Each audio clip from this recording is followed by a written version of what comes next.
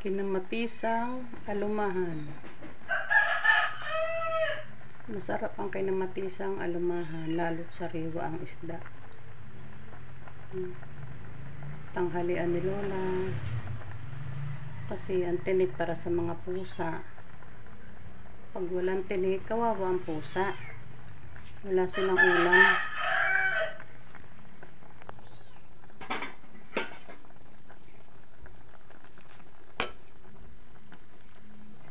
Kinamatisang alumahan.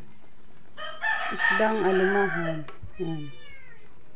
May pusang ngiyaw ng ngiyaw doon. Gutom na. Nagluluto pa ng ulam. Kinamatisang isdang alumahan. Masarap ang kinamatisan lalo't sariwa. Yan. Kinamatisan.